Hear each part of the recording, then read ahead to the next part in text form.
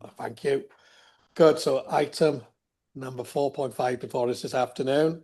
Land opposite Mice Address, Llanfyllin, Powys, erection of 13 dwellings, formation of access road and all associated works. Kate, I believe this is yours as well. So please, through to your recommendation. Thank you, Chair. Yeah, so the application site is indicated by the yellow arrow. The A490 highway travels along the southwest edge of the site. The agricultural buildings referred to in the report are indicated with the yellow arrow as well, and annotation. Llanfyllin town is located to the northwest of the site along the A490. This slide shows the site edged in red. This constraints map shows the site marked with a red cross, the development boundaries shown with the thick black line. The site's obviously located within that development boundary, and it's an allocated housing site in the LDP. The public recreational spaces are coloured orange and purple. This is the proposed site plan. So as the chair has mentioned, it's a proposed residential development for 13 dwellings. The density reflects the character of the surrounding area, and appropriate landscaping has been included in the proposal. The layout's considered acceptable in design terms and incorporates adequate and public amenity space with communal gardens proposed. The layout has been revised through the application process to seek to address the concerns raised by environmental protection in terms of potential impact upon amenity of future occupiers from a proposed future potential use of the adjacent agricultural buildings. I've got quite a few slides here which just show the elevational drawings and floor plans. So these are the walk-up flat elevations and floor plans, bungalow elevations, floor plans, houses, 4-bedroom, 2-bedroom, obviously semi-detached. Now I've got a series of photographs. So this shows the A490 highway looking towards the site from the west, with Llanfachlin behind. So the access would be on the left of the photograph, sort of down the hill. This is just a Google Earth image showing the approach into Llanfachlin with the site on the right-hand side past the agricultural buildings. This is the site itself, looking towards obviously existing properties. The site does rise slightly towards the existing properties. Again, back towards the highway. And looking down to the east with existing properties on the left. This is from the site entrance, or near the site entrance, as existing, near to the existing agricultural buildings. This is looking back towards, down towards the agricultural buildings. And again, with the highway on the right-hand side of the photograph, looking east. These are just a couple of photographs of existing agricultural buildings with the site through the gap. And again. So the main issue, as you can probably tell from the officer report, is the outstanding concerns for environmental protection in terms of potential future uses of these buildings. Not the existing use. As far as we're aware, there has been no concerns raised by occupants of existing properties from existing use of these buildings. There's been no public objections raised throughout the application process on this basis. So it is regarding predicted odour levels from a predicted future use that may occur. So the odour assessment indicates that predicted odour concentrations of potential agricultural uses, which may include cattle or pigs, has been included in this odour assessment. The closest properties are properties 7 and 9, or plot 7 and 9, at approximately 15 metres to the external walls of the properties. And for example, the submitted odour assessment indicates that predicted odour concentration at the closest on-site receptors, 13 and 15, would be 1633 and 974 odour unit per metre cubed, and receptor 18 would be 1123, whereas existing off-site receptors, so some of those properties that you can see in the distance there, are between 161 at the lowest end and 341 at the upper end. NRW's benchmark is 3 odour units per metre cubed. So in summary, the site is an allocated site and affordable housing is proposed, which must be given significant weight as there is an identified need in the county for housing. Material planning considerations such as highway access and parking, design, historic and natural environment are all considered acceptable, subject to the use of conditions.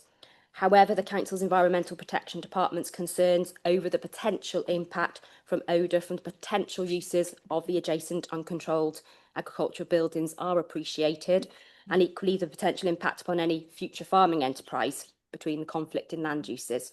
However, following the submission of a revised design and layout.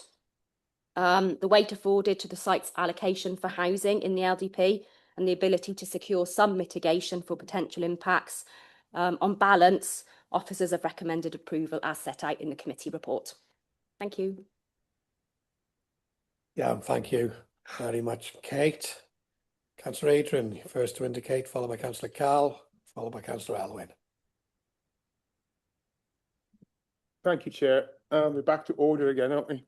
So I note the officer said that there's no complaints at the moment with where the small holding, I'd probably call it, it's one field, I think, isn't it? Yeah. The buildings look very redundant to me. But I can't envisage an intensive unit being developed there. I can't see any slurry store, which would be the usual thing for complaints. So an application would have to be put in for a slurry store, which would cause odour, I fully understand. So we're talking probably about straw-based system for cattle or something, which wouldn't be that offensive. I have no problem at all with this. I don't think there's a risk in the future. It's more likely to get sold for development in my mind. I don't know what could happen there. So I'm happy to propose we accept the officer's recommendation on this one. Thank you. Thank you, Councillor Adrian.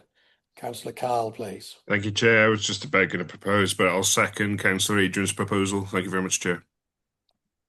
Thank you, Councillor Carl. Councillor, where did I go? Councillor, have I missed somebody? I concur. Oh, Councillor Carina then, please. When I read this application, I was concerned about the odour.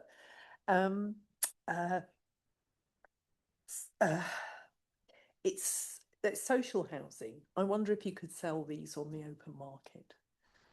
And also the suggestion that there would be mechanical ventilation inside, so you could live within a sealed property, sounded quite worrying. So I had those objections. The farm is currently tenanted and it can be developed, sold and developed in the way the farmer sees fit, or it could be storing up trouble for later, potential conflict. That's what I thought. Thank you. So what was requested there, Councillor Carino? Sorry. I'm afraid I've made some observations there. Yeah, just observations. Yeah, okay. No, I just didn't want to have missed anything. So thank you. Councillor Gareth. Can you put your mic on, please? Do apologise, Chair. Powys County Council is applicant, aren't they? So it's our, I assume it's our small holding as well. I assume. No. No, the land is in separate ownership, adjacent.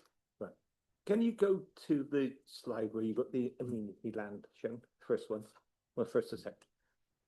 Are you happy that those are actually public amenity access 24/7, but are they school use?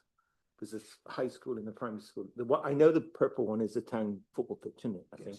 Yes. And I think there's a play area opposite the primary school, but is it a public play area or is it linked to the school? Because there's been a lot of issues around health and safety, safeguarding issues around schools, facilities recently. I think you've got a mark right, but I just.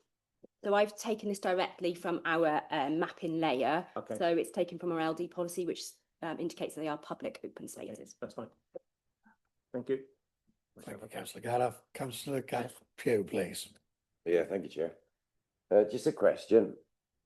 If the houses were already there and the application today was for a farm building 15 metres away from those houses, would you give planning for that farm building today? And if not, why would you give planning for the houses, which are going to be 15 metres away from the farm? Are we imposing a real detrimental effect here on whoever owns that farm? So I can't answer and say yes or no, because obviously it would depend what the farm building was going to be used for and the comments we would receive from our environmental protection comments. But you do make a good point that we would certainly be considering amenity if it was the opposite way round. Yeah, I got a good idea what your answer would be if the houses were there and I wanted to build a farm building within 15 metres. I'm pretty sure the answer would be no. Are we imposing something really detrimental on the owner of that farm by putting these houses right next to him? We haven't received, as far as I'm aware, any comments from the landowner. Obviously, that is a judgment for members to make today. Gareth, happy? Okay, yeah, I don't like it. I think it'd be a huge difference in proximity of the whole town of Llanfadden as to what the agricultural building would be. It's for hay and straw storage, might be totally different to an IPU or anything like that. So I think that there's kind of detail within the question that would need to be answered first before I have to be accurately answered. So would that be fair? Yeah, as long as we're not putting any detrimental effect on the farm that's already there, is what I'm saying. That would be unfair. Good. Councillor Carina, I take that's legacy. Councillor Gareth, anyone else wishing to? Councillor Angela. Yeah, sorry, I'm a bit confused. So this is a local authority application to build houses. I really love the little plan, the mixed housing and everything, a small development, that's great. But we don't own the land and it isn't owned by the farm that Gareth are. So it's a different landowner is selling or whatever, this land for this development. Okay, I get you. But this farm is adjacent to the town, the village. So actually that would put some limitations on what could be done on that farm anyway. So And this approximately wouldn't. it's 50 metres away. I Yeah, think. no, because it's already in the town. So it wouldn't add further restriction. These 13 houses probably wouldn't make a lot of difference because it was already restricted because of its, right. Okay, yeah, I'm fine. In that case, I think I'm happy with it. I like it. I like a little development. I like the picture. I like the mixed housing. So there we are. Members, it's been proposed and seconded. I don't see any other hands. Shout out now if I'm missing you, please. No. That's a legacy, Gareth, yeah. So in that case, Steve, can I ask that we go to the vote, please?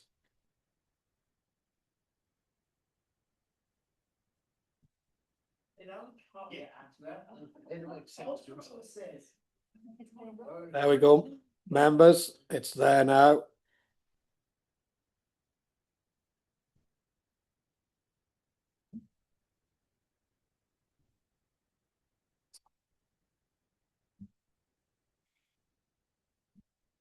Has everybody had an opportunity to vote?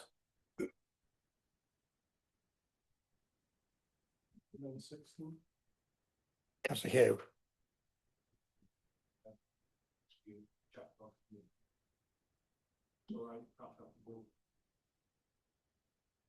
Steve, has Councillor Hugh has he?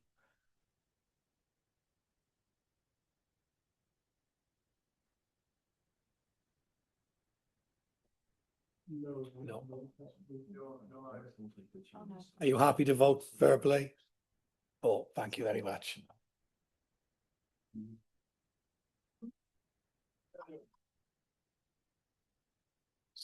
Members, please. Steve. Chair, 14 votes for, 1 against, 1 abstention. Lovely. Thank you very much, Steve. So application 24/1863/FUL has been approved as per the officer recommendation. Thank you very much, Kate and everyone. Right, we will now move back to the application that was deferred to us a few weeks ago from Trowen. Steve, there's a number of members who aren't eligible to take part in this, so we'll be able to excuse them. Would you? Yeah, so councillors Adrian Jones, Tom Colbert, Gareth Pugh and David Selby can't take part in this, having missed the previous discussion. We do. We do. Yes. Yeah. Good. So do you want to read those out again, please, Steve? Yep. Councillors Adrian Jones, Tom Colbert, Gareth Pugh and David Selby. So those members are excused for just for this application. There is a delegated list afterwards, but if you wish to go now, I'm sure that's acceptable. Yes.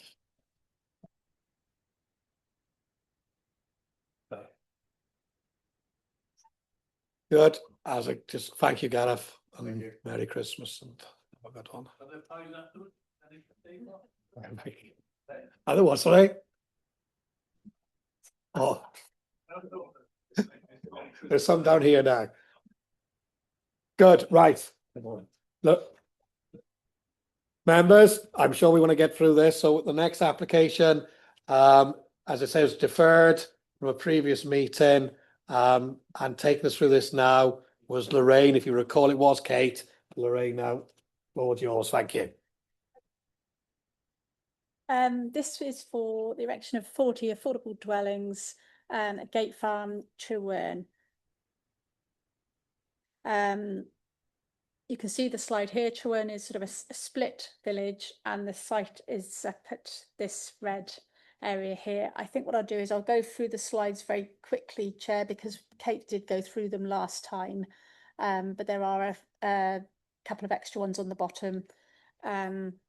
If I just explain, the reason it was deferred was that local people and the local member had concerns that the proposed pedestrian crossing, which was going to be dealt with after determination in terms of the location of the crossing across the trunk road, the local member wasn't completely happy that there was a suitable position for it, and didn't want to have the development approved and then not have what she felt would be a reasonable crossing in a reasonable location. So if I go through the slides now, then we'll reach the conclusion of that towards the end. Here's the site in the larger scale. And again, there. Existing shows that it's a field, but to the north there is a factory unit. There's the photos, and the red dots are the boundary, approximate boundary of where the development will end. That red arrow there is the access onto the adjoining housing estate of Pentragwyn. That's just a site photo. They're storing materials for the development opposite. You can see the red arrow is pointing to that factory unit in the top corner. This will be the main vehicular access onto the site, and there'll also be a pedestrian access going through into Pentragwyn. This is looking down the public highway known as Criggion Lane, which will go out onto the trunk road. So there are concerns about this highway as an exit for the estate, and some improvements to this highway have been proposed. And there's it looking in the opposite direction. Oh, that's me going the wrong way. Apologies. There is the access on from Criggion Lane onto Pentragwyn Estate, and there is the estate from Criggion Lane. The red arrow there at the end points to the trunk road, so you can sort of see how far that is from it. There's the trunk road looking towards Welshpool, which is to the west, and then to the east towards Shrewsbury. You can see that the local member had concerns about the brow of that hill, and she didn't want the crossing point to be what she considered to be too close to that brow.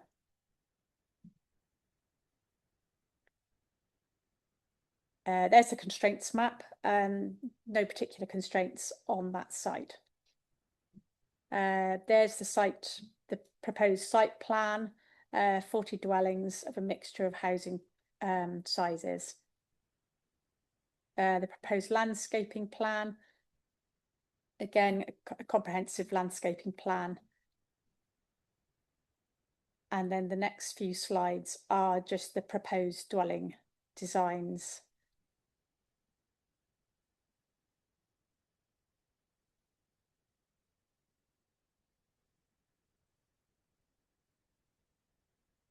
Quite a few proposed dwellings types.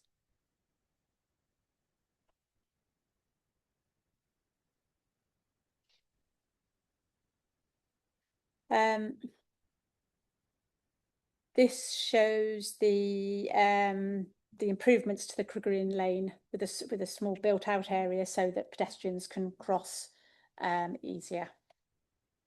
And the proposed widening of Crigorian Lane, and you can see the trunk road is there to the south of the plan. Now this is the difference, which is why it's come back today. The original crossing was not completely agreed on, but was presumed to be around this area where you can see that the road markings towards the Shrewsbury end of Crigorian Lane. The developer has now agreed third-party land and will create a wider footpath pavement down this section of the lane, of the trunk road, beg your pardon, and this will be the point of the pedestrian crossing area. There's the bus stop, which you'll have seen before, and that's where the site will be crossed, and then the primary school and the play area, etc., are further down this road. So you can see this is where Crigorian Lane comes out, and there was the bus shelter at the roadside.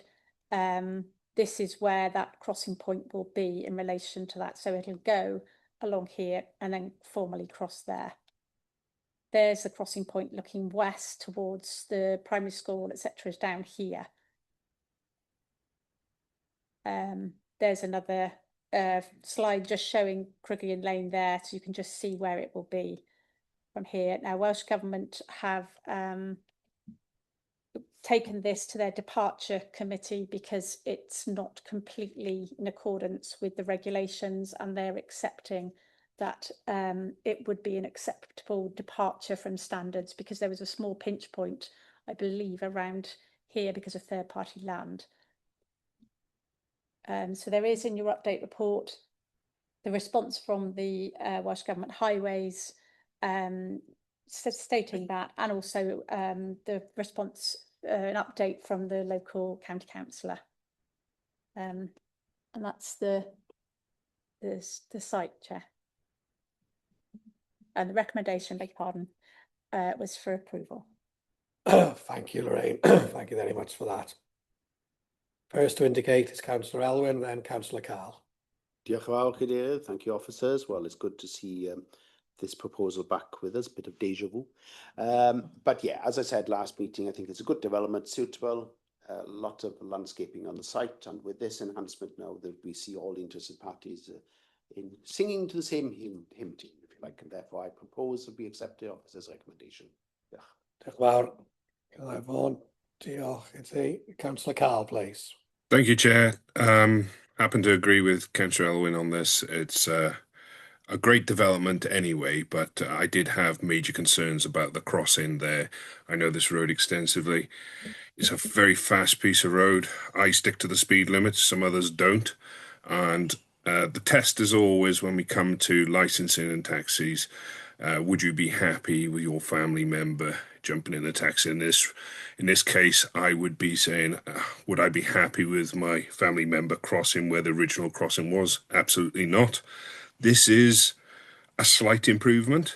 I would be happier if we saw a pelican crossing there, but however, the local member and the community council seem to be satisfied with what has been proposed, and therefore, Chairman, I'm happy to second Councillor Elwyn's proposal.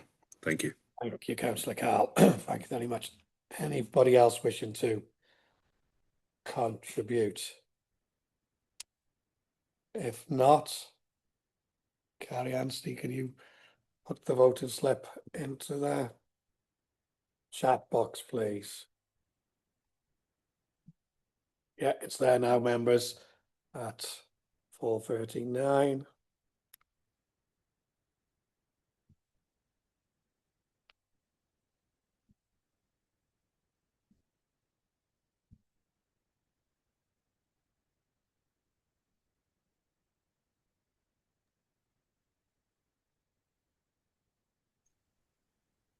Councillor Carl. Thank you, Chair. Can I just ask the officer while we're waiting for the result to come through, will this, obviously a social housing allocation here, will this application, I should say, will this go towards reducing our waiting list of 4,000 plus people that are currently waiting for a house? And will that go to people in the vicinity of the Welshpool area? Thank you. Lorraine, if you're able. There is a requirement to have an affordable housing template, you know, a scheme of how it will be dealt with. There is a hierarchy of how they allocate these houses, isn't there? I must admit, I don't know how they do give weightings to different people. I don't know exactly how it works. Yeah, so the affordable housing officer has gone through the template and is content, or I can't remember, to be honest, whether that's been now or has been conditioned, but either way. I think it'll help is the answer. Yeah. Councillor Carl. Good. Thank you very much, Chair. Thank you. Chair, the result, 12 votes for, none against, no abstentions. Thank you very much. Members, if you just will bear with me for a second. I know Councillor Amanda has asked me to thank the committee for listening to the debate last time and deferring it. I think this is an exceptionally good way it's worked. She now says they've got an even better relationship with the applicants and they're looking forward to the development. So I think this is a positive way in which a deferment has worked for the benefit of our communities. So Amanda wanted me to relay that to you all and pass on her thanks. I have one other item on our agenda this merry evening, and that's to the delegated list, number 5, to receive the delegated list. Looking for a proposal. Thank you, Elwyn. Thank you, Adrian. I believe that concludes everything before us today. As Gemma comes back, all that's left. Wish you all a very Merry Christmas. Nadolig llawn i'ch i gyd. Blwyddyn newydd dda. And we look forward to the new year when we've got our fixed date on a Thursday that will be in the diary for the whole year. So thank you all for your attendance today and close the meeting at 20 to 5. Diolch yn fawr pawb.